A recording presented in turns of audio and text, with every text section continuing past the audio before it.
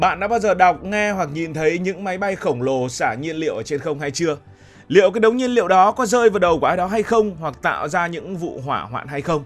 Tại sao lại như vậy? Để hiểu tại sao hành động có vẻ phung phí này lại là cứu cánh cho hàng trăm sinh mạng, chúng ta cần đi sâu vào những góc khuất của ngành hàng không. Có một sự thật khá hài hước trong ngành hàng không là máy bay không phải lúc nào cũng thích được đầy nhiên liệu để đi xa. Nhưng hễ có chuyện gì bất trắc mà bắt nó về sớm thì nó lại cuống cuồng bắt đầu công cuộc giảm cân cấp tốc. Trong giới phi công, người ta luôn phải thuộc lòng hai con số, đó là trọng lượng cất cánh tối đa và trọng lượng hạ cánh tối đa. Thông thường một chiếc máy bay đường dài khi đầy ắp hành khách và đổ đầy nhiên liệu để bay xuyên lục địa sẽ nặng hơn rất nhiều so với mức mà hệ thống khung gầm của nó có thể chịu đựng khi tiếp đất. Tại sao lại có sự phân biệt đối xử như vậy?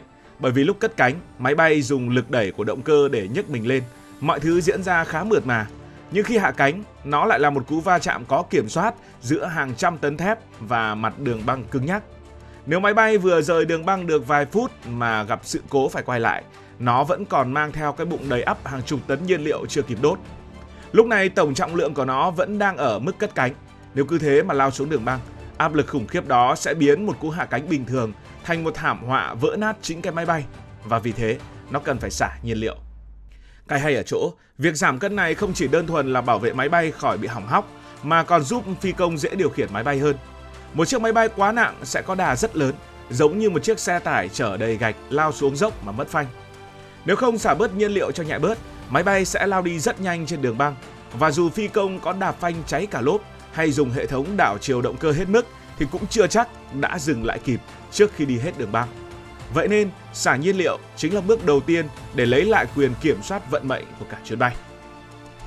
Thế thì tại sao chúng ta không làm cho cái càng đáp, hay còn gọi là đôi chân của máy bay, thật khỏe lên, khỏe đến mức chở bao nhiêu cũng đáp được? Nghe thì rất là hợp lý đấy, nhưng thực tế đó lại là một bài toán kinh tế và kỹ thuật cực kỳ đau đầu. Nếu các kỹ sư chế tạo một bộ càng đáp siêu cường lực để chịu đựng được mọi mức trọng lượng, họ sẽ phải dùng những loại kim loại nặng hơn, dày hơn và phức tạp hơn rất nhiều. Kết quả là chiếc máy bay sẽ nặng thêm vài tấn chỉ vì bộ chân đó.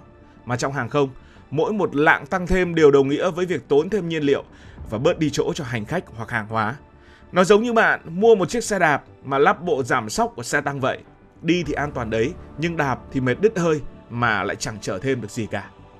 Chính vì thế, người ta thiết kế máy bay ở mức vừa đủ dùng cho những tình huống thông thường. Tức là máy bay phải đốt gần hết nhiên liệu thì mới nhẹ đủ mức để đáp xuống một cách êm ái. Khi một chiếc máy bay quá cân hạ cánh, người ta gọi đó là cú hạ cánh quá tải. Trong tình huống này, hệ thống giảm xóc thủy lực của càng đáp sẽ bị nén đến mức kịch sàn. Toàn bộ lực tác động sẽ truyền thẳng vào khung sườn của cánh và thân máy bay. Bạn cứ tưởng tượng cái cảm giác bạn nhảy từ trên cao xuống tiếp đất bằng gót chân chứ không phải bằng mũi chân. Cái rung động đó nó thốn đến tận óc.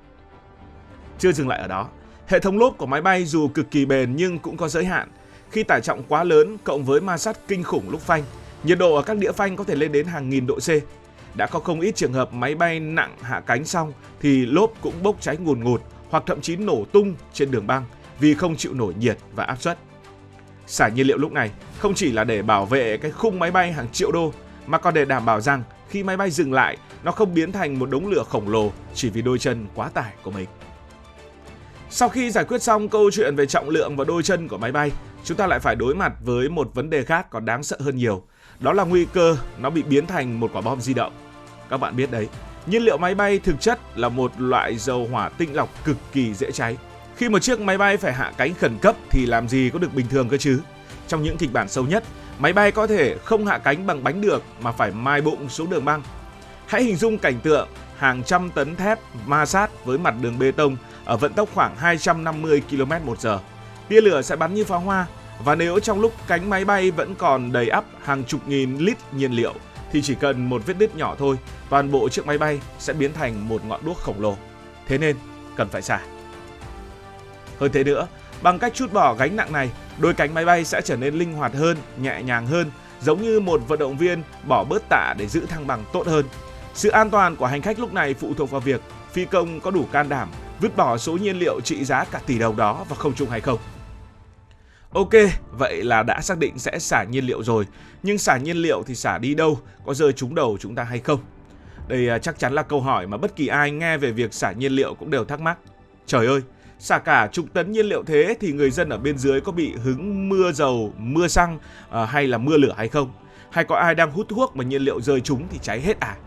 Nghe giống như phim kinh dị, nhưng thực tế các nhà khoa học và kỹ sư hàng không đã tính toán đến mức chúng ta gần như không bao giờ nhận ra có một cơn mưa nhiên liệu vừa đi qua trên đầu mình. Quy trình xả nhiên liệu không phải là cứ thích thì xả, mà nó phải tuân theo những quy định nghiêm ngặt của kiểm soát không lưu. Đầu tiên là về độ cao. Phi công thường chỉ được phép xả nhiên liệu khi đạt đến độ cao nhất định, thường là từ 2.000 mét trở lên so với mặt đất. Ở độ cao này, nhiệt độ không khí thấp và áp suất khí quyển sẽ làm cho nhiên liệu phun ra từ các vòi phun ở đầu cánh lập tức biến thành những hạt xương li ti nhỏ đến mức mắt thường khó nhìn thấy. Nhờ vào vận tốc bay cực nhanh của máy bay, những hạt xương này sẽ bị xé nhỏ và khuếch tán vào không khí. Sau đó chúng sẽ bốc hơi gần như hoàn toàn trước khi kịp chạm vào bất kỳ cái lá cây hay mái nhà nào ở bên dưới. Tất nhiên, nói như vậy không có nghĩa là nó hoàn toàn vô hại với môi trường. Nhiên liệu bốc hơi vẫn là những chất hữu cơ dễ bay hơi gây ô nhiễm môi trường. Nhưng cứ thử đặt lên bàn cân mà xem. Một chút ô nhiễm không khí cục bộ so với thảm họa của một chiếc máy bay nổ tung giữa khu dân cư vì quá nặng không thể hạ cánh thì cái nào đáng sợ hơn? Các trạm kiểm soát không lưu cũng rất tâm lý. Họ thường hướng dẫn phi công bay ra các khu vực trống trải, trên biển hoặc ở những vùng rừng núi không có người ở để thực hiện quy trình này. Vì vậy, trừ khi bạn đang đứng ngay sau đuôi máy bay ở độ cao thấp, còn không thì bạn cứ an tâm là sẽ chẳng có một giọt nhiên liệu nào rơi trúng đầu của mình đâu. Song thế giới hàng không có chữ nhưng nào hay không? Để các bạn hiểu rõ hơn việc xả nhiên liệu hay không xả nhiên liệu có thể thay đổi số phận một chuyến bay như thế nào, chúng ta cùng nhìn lại một vài sự kiện nổi tiếng. Đầu tiên là vụ phép màu trên sông Hudson năm 2009. Vụ này thì được dựng thành phim rồi. Chiếc máy bay của cơ trưởng Sully vừa cất cánh được vài phút thì va phải một đàn chim và hỏng cả hai động cơ. Lúc đó máy bay đang ở độ cao rất thấp, đầy nhiên liệu và hoàn toàn không có hệ thống xả nhiên liệu. Cơ trưởng cũng không có lựa chọn nào khác ngoài việc đáp xuống sông. May mắn thay, nhờ kỹ năng tuyệt vời, ông đã giữ cho máy bay nguyên vẹn. Nhưng nếu lúc đó máy bay bị vỡ và nhiên liệu tràn ra mặt nước, một đám cháy trên sông sẽ là dấu chấm hết cho tất cả. Ở một diễn biến khác, năm 2020, một chiếc máy bay Boeing 777 của hãng Delta Airlines đã gây ra một vụ lùm xùm lớn khi gặp sự cố động cơ sau khi cất cánh từ Los Angeles. Phi công cần hạ cánh khẩn cấp ngay lập tức và đã quyết định xả nhiên liệu. Tuy nhiên, thay vì bay ra biển hoặc lên cao, do tình huống quá gấp gáp, họ đã xả nhiên liệu khi đang ở độ cao thấp trên đường quay lại sân bay. Kết quả là một luồng hơi nhiên liệu đã phủ xuống một trường tiểu học bên dưới. Nó khiến hàng chục trẻ em và giáo viên phải đi cấp cứu vì kích ứng da và đường hô hấp. Đây là một ví dụ điển hình cho thấy, dù việc xả nhiên liệu là để cứu mạng hành khách trên máy bay, nhưng nếu không thực hiện đúng quy trình về độ cao và địa điểm, nó có thể gây ra những thảm họa cho những người dưới mặt đất. Có một điều khá thú vị là không phải chiếc máy bay nào bạn đi cũng có cái vòi xả nhiên liệu đâu. Nếu bạn thường xuyên bay các chặng ngắn hoặc những chiếc máy bay phổ thông thì xin chia sẻ với bạn là chúng thường không có hệ thống xả nhiên liệu. Thế nếu cần hạ cánh khẩn cấp thì nó làm như thế nào?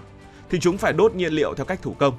Tức là phi công sẽ cho máy bay bay vòng vòng, hạ càng đáp xuống để tăng lực cản, hoặc thậm chí là chạy động cơ ở công suất cao hơn để tiêu thụ nhiên liệu nhanh nhất có thể, rồi tiêu thụ xong mới hạ xuống được. Ngược lại, những gã khổng lồ, những chiếc máy bay chuyên bay từ châu lục này sang châu lục khác thì bắt buộc phải có hệ thống vòi phun nhiên liệu ở hai đầu cánh. Hy vọng trong câu chuyện này, bạn đã hiểu hơn về cái vệt trắng kỳ lạ trên cánh máy bay mỗi khi có sự cố.